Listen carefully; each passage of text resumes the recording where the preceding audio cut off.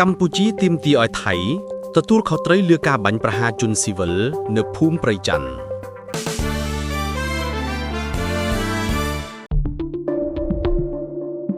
នៅវេលាម៉ោង 3:50 នាទីរសៀលនាថ្ងៃទី 12 វិច្ឆិកានេះទីហ៊ានថៃបានបើកការបាញ់ប្រហារលើប្រជាពលរដ្ឋខ្មែរក្នុងភូមិព្រៃច័ន្ទឃុំអូ3ជាន់ស្រុកអូជ្រៅ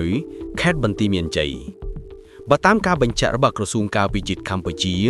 មានពលរដ្ឋខ្មែរ5នាក់បានរងរបួសក្នុងហេតុការណ៍នេះនិងថាកម្ពុជានឹងមិននៅស្ងៀមដោយត្រូវអូកថៃឲ្យមកទទួលខុសត្រូវទាំងស្រុងចំពោះការរំលោភបំពានយ៉ាងកម្រោលបែបនេះតែភាគីថៃតាមរយៈកាសែតខោសូអាតបានចេញមកច្រានចោលភ្លាមដោយអះអាងថាខ្លួនមិនបានបាញ់លើជនស៊ីវិលកម្ពុជាទេហ៊ានថៃបានបើកការបាញ់ប្រហារលើពលរដ្ឋនៅក្នុងភូមិព្រៃច័ន្ទឃុំអូ3ជាន់ស្រុកអូជ្រៅខេត្តបន្ទាយមានជ័យដោយបានបង្កឲ្យពលរដ្ឋខ្មែររងរបួសចំនួន5នាក់នេះបើតាមព័ត៌មានបឋមពីអាជ្ញាធរមូលដ្ឋានដោយក្រសួងការពារជាតិទទួលបានគិតត្រឹមល្ងាចថ្ងៃទី 12 វិច្ឆិកានេះដោយឡែកអាជ្ញាធរខេត្តបន្ទាយមានជ័យបានបញ្ជាក់នៅក្នុងសេចក្តីប្រកាសព័ត៌មានរបស់ខ្លួនដែលទើបចេញមុននេះថាហេតុការណ៍បាញ់ប្រហារលើពលរដ្ឋខ្មែរពីសំណាក់ទាហានខ្មែរបានបណ្ដាលឲ្យស្លាប់ម្នាក់និងរបួស3នាក់ក្រសួងការពារជាតិកម្ពុជាតាមរយៈសេចក្តីប្រកាសព័ត៌មាននៅរសៀលថ្ងៃទី 12 វិច្ឆិកានេះបានបញ្ជាក់ថាការបើកការវាយប្រហារលើជនស៊ីវិលនេះធ្វើឡើងបន្ទាប់ពីយោធាថៃបានបង្កហេតុជាច្រើនរាប់មិនអស់ជាច្រើនថ្ងៃមកហើយក្នុងចេតនាញុះញង់នាំឲ្យមានការប៉ះទង្គិចគ្នាជាមួយភាគីកម្ពុជាភ្លាមក្រោយការហេតុការណ៍នេះក្រសួងការពារជាតិកម្ពុជាបានអះអាងថាកម្ពុជានឹងមិននៅស្ងៀមដោយត្រូវអូកថៃឲ្យមកទទួលខុសត្រូវទាំងស្រុងចំពោះការរំលោភបំពានយ៉ាងកម្រោលបែបនេះតែភាគីថៃតាមរយៈកាសែតខោសូអាតបានចេញមកច្រានចោលភ្លាមដោយអះអាងថាខ្លួនមិនបានបាញ់លើជនស៊ីវិលកម្ពុជាទេទាហានថៃបានបើកការបាញ់ប្រហារលើពលរដ្ឋនៅក្នុងភូមិព្រៃច័ន្ទឃុំអូ3ជាន់ស្រុកអូជ្រៅខេត្តបន្ទាយមានជ័យ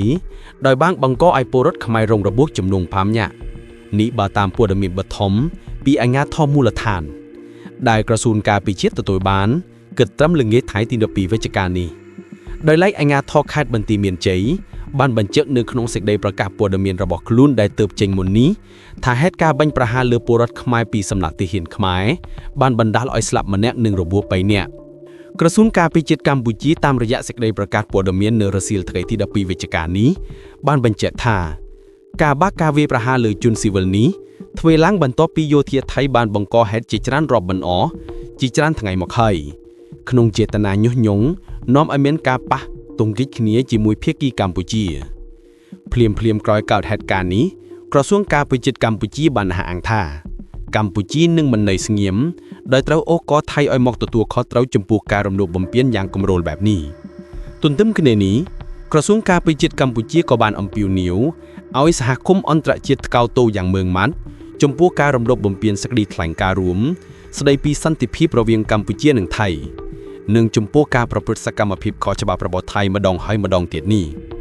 ចំពោះក្រសួងការពារជាតិកម្ពុជាទង្វើអមនុស្សធម៌ដ៏សាហាវឃោឃាវរបស់ទាហានថៃនេះបង្ហាញយ៉ាងច្បាស់អំពីការរំលោភបំពានរបស់ភាគីថៃលើសេចក្តីថ្លែងការណ៍រួមស្តីពីសន្តិភាពរវាងកម្ពុជានិងថៃដែលបានចុះហត្ថលេខាកាលពីថ្ងៃទី 26 ខែតុលាឆ្នាំ 2025 ក្រោមសក្ខីភាពរបស់លោក Donald Trump ប្រធានាធិបតីសហរដ្ឋអាមេរិកនិងលោក Anwar Ibrahim នាយករដ្ឋមន្ត្រីម៉ាឡេស៊ីទូយ៉ាងណាក៏ដោយចុះក្រសួងការពារជាតិកម្ពុជានៅតែចង់ឲ្យភាគីថៃងាកមកគោរពកិច្ចព្រមព្រៀងបទឈប់ឆាញ់សេចក្តីថ្លែងការណ៍រួមស្តីពីសន្តិភាពរវាងកម្ពុជានិងថៃព្រមទាំងកិច្ចព្រមព្រៀងទាំងឡាយណាដែលភាគីជម្លោះទាំងពីរសម្រេចបានកន្លងមកដោយសុឆន្ទៈនិងការទទួលខុសត្រូវខ្ពស់បំផុតជំវិញហេតុការណ៍បាញ់ប្រហារលើពលរដ្ឋខ្មែរនេះយោធាថៃបានចេញមុខបដិសេធច្រានចោលដោយអះអាងថាកម្ពុជាទៅវិញទេដែលជាអ្នកបង្កហេតុបង្កស្ថានភាពឲ្យតាំងតឹងនាំឲ្យផ្ទុះអាវុធបន្តិចបន្តួចប្រមាណជា10នាទីនៅថ្ងៃទី 12 វិច្ឆិកានេះចំណែកអ្នកនាំពាក្យរងកងទ័ពភូមិន្ទថៃអះអាងថាហេតុការណ៍នេះមិនបានធ្វើឲ្យពលរដ្ឋខ្មែររងរបួសទេ